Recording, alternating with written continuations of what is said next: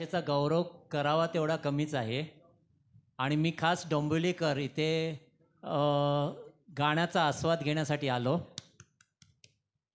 खरोखर मी धन्य झालो जेव्हा मी ऑब्झर्व करत होतो की 250 लोकांचं गाणं आता जवळजवळ मला वाटतं एक 17-18 जण आहेत, 12 जण आहेत.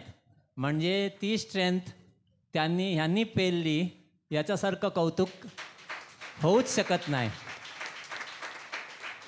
मनातनं धन्य झालो, भाषेविषयी धन्य झालो, यांच्या कर्तृत्वाविषयी धन्य झालो, यांच्या सादरीकरणाविषयी धन्य झालो.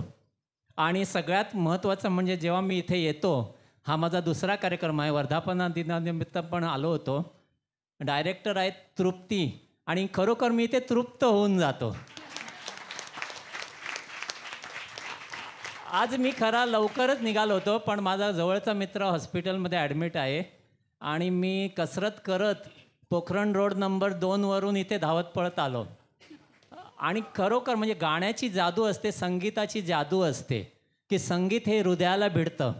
आणि मी एंट्री करत असतानाच मनाचा फुलला पिसारा रे, आणि एका क्षणात मी ते दुःख विसरून मी इथेच समरस झालो. आणि दुसरं पाठोपाठ गाणं होतं ऐका दाजीबा, आणि खरोखरच छान होतं. म्हणजे इथून मलाही आनंदाच्या उकळ्या फुटत होते. मला वाटत होतं की ऐका दाजीबावर नाचावं, कारण त्यांनी सांगितलं की त्यांचे मिस्टर मला वाटतं ते नाचणार आहेत. पण ती भर मी टाकावी अशी मला मनोमन वाटत होतं. तुम्ही नाचणार असाल तर हे गाणं पुन्हा एकदा होईल. वयानुसार काही गोष्टीला मला बंधनं आणावी लागतात, पण मी रमतो इथे. म्हणजे मी गाण्याचे, आणि आज मला आणखी एक दुग्ध शर्करा योग होता की मी मॅडमच्याच बाजूला बसून ते सगळं ऑब्झर्व करत होतो. म्हणजे खूप जवळून ऑब्झर्वेशनमध्ये मला नवीन बऱ्याच गोष्टी शिकता आल्या, कारण प्रत्येक गोष्ट ही शिकण्यासारखी असते. आज मी जेव्हा जातो, आमचाही मॉर्निंग वॉकर्स ग्रुप आहे, तर तिथे मी हे तुमचं गुणगान गातो की ठाण्यात, मुलुंडमध्ये वेगळ्या ठिकाणी असे उपक्रम होत आहेत. आणि मला ते भाग्य शिरीष सरांमुळे प्राप्त झालं. माझे मित्र आहेत ते. गेल्या वेळेला आलो होतो पण त्यांचं गाणं मला ऐकायला नाही मिळालं, कारण ते उपस्थित नव्हते. आज आलो तर एक गाणं मला वाटतं चुकलं असेल बहुतेक. आता ते ड्युएट आहे, दुसरं आहे ते मिळेल, ड्युएट आहे ते मिळेल. म्हणजे इथून जाताना मी आनंदात असेन निश्चितपणे, आणि असाच योग मला नेहमी लाभू दे. आणि तृप्तीबरोबर आहेतच कारण यांचंही मी आता जे इथे परफॉर्मन्स बघितला, म्हणजे त्या बाबतीत एकदम म्हणजे सहृदयपणे ताबा कसा घ्यायचा जनमानसात ते ह्यांच्याकडून शिकावं.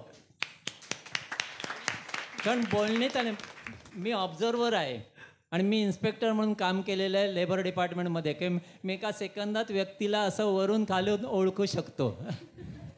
आणखी एक महत्त्वाची गोष्ट, एक मॅडम होत्या यंग, यांचं कर्तृत्व खूप छान आहे. मी ओळखत नाही पण हो का? अच्छा. कारण आवाज खूप सुंदर आहे निश्चितपणे. तसाच मला आता आवाज तो पूर्वा मॅडमचा पण आला लक्षात. पूर्वा मॅडम म्हणजे मी आता जे काय 2 शब्द बोललो त्या याच्यामध्ये जे मी आत्तापर्यंत बघितलं, मी 5-6 गाणी बघितली, त्याच्यामध्ये मला आता सुरुवातीला ते पूर्वा मॅडमच्या गाण्यामध्ये एक जोर वाटला. आणि खूप खूप स्ट्रेंथ आहे तुमच्या आवाजामध्ये.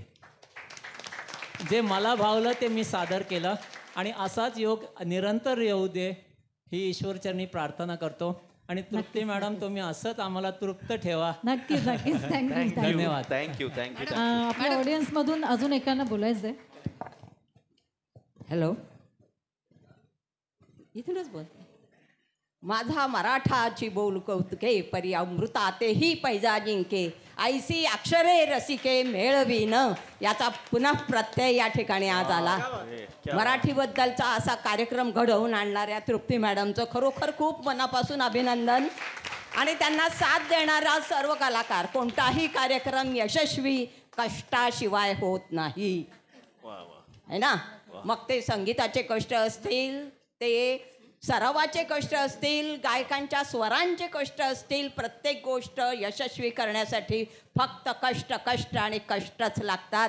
या कष्टाचं सादरीकरण आणि यशस्वीतता पाहण्यासाठी आणि आपण सर्व त्यात सहभागी ती जमलो आहोत याबद्दल सगळ्यांचंही कौतुक, तुमच्या साऱ्यांचा मला सार्थ अभिमान वाटतो.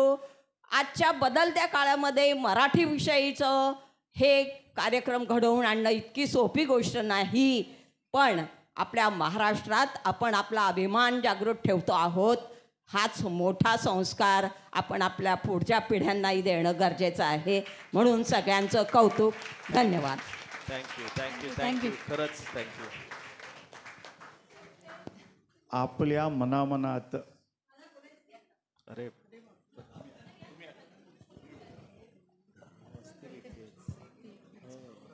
मी कच्ची जैन आहे आणि मी 33 वर्ष पहिले म्हणून वेस्टला लायन्स क्लबच्या बाजूला SM होती पण गुजराती शाळा तुम्हाला माहीत असणार तर त्याच्यात 9 वर्ष मराठी सब्जेक्ट शिकवलं गुजराती असून 9 वर्ष मराठी सब्जेक्ट शिकवलं आहे. नंतर 10 वर्षानंतर परत मला मराठी सब्जेक्टसाठी परत शाळेत बोलवलं होतं. एवढा माझ्या 2.5 वर्षापासून एवढा मराठी छान आहे आणि आज पण गुजराती असून मी पूर्ण मराठी कार्यक्रम बघायला लागले. तेवढी आवड आहे मला थँक्यू मराठीची. Thank you thank you thank you. तेवढंच बोलायचं होतं. चला आता पुढचं गाणं. आता इतकी मॅडमची तारीफ झाली आहे तर मला असं वाटतं, अच्छा माडीवाले बोलतायत. ओके. आपल्या सगळ्यांच्या मनामनामध्ये मराठी भरून राहिलेली आहे. हे या गाण्याच्या बरोबरच प्रेक्षकांच्या ज्या प्रतिक्रिया आल्या त्याच्यातनं सिद्ध होत आहे. एवढंच नाही आहे, आजच्या कार्यक्रमाबद्दल थोडंसं मी बोलीन 2 शब्द. गवयाचं पोर हे सुरात रडतं असं म्हटलं जातं, ते आज कौतुक झालं तिचं. त्याच्याबरोबरच तृप्ती मॅमचे फेवरिट शिष्य त्यांचंही कौतुक झालं. बरं, त्या शिष्यांच्या फेवरिट त्यांचंही गाणं छान झालं आणि आज पूर्व मॅडमचंही झालं. आणि हे जे शिष्य आहे यांनी सगळ्यांनी आज सुरात गाऊन दाखवून एकत्रित जो मेळ गाठलेला आहे तो या कार्यक्रमाचा प्रमोदचोद बिंदू होता आणि सगळ्यांना त्याबद्दल धन्यवाद. थँक्यू खूप छान, थँक्यू. खूप छान सादरीकरण झालं. मला Thank एकच you. गोष्ट आत्ता जे माडीवाले बोलले त्यालाच धरून मी सांगणार होते की ॲक्च्युली मॅडमची इच्छा होती की हे गाणं जेवढे पार्टिसिपंट्स आहेत तेवढं सगळ्यांनी मिळून गायचं, पण बाकीच्यांना काही ना काही कारणामुळे आम्हाला जॉईन नाही होता आलं. तर नेक्स्ट टाईम आपण अशी ती संधी घेऊया की आपण ॲक्च्युली 20-22 जेवढे कोणी पार्टिसिपंट्स आहेत सगळ्यांनी मिळून हे या स्टेजवरून एक तरी गाणं झालं पाहिजे पुढच्या याला. तर सगळ्यांनी आपण नेक्स्ट टाईम प्रयत्न करूया. आणि या गाण्यासाठी आम्हाला ज्यांनी फेटे बांधले त्यांचं नाव काय? प्रमोद निकाळजे. जरा त्यांच्यासाठी एकदा जोरदार टाळ्या होऊ द्यात. आणि अजून एक महत्त्वाची गोष्ट म्हणजे ही जी कल्पना होती ती निखिल मोडकर ह्यांची होती. त्यात निखिल मोडकर त्यांनी सांगितलं की लाभले आम्हास हे गाणं अभिमान गीत म्हणून आपण घेऊया. माझी खरंच इच्छा होती की ह्यात सगळ्यांनी पार्टिसिपेट करावं, पण काहीकांना कामानिमित्ताने नाही जमलं. पण ठीक आहे, जेवढे आहेत त्यांनी खूप छान सादर केलं हे गाणं. तर आता एक पुढचं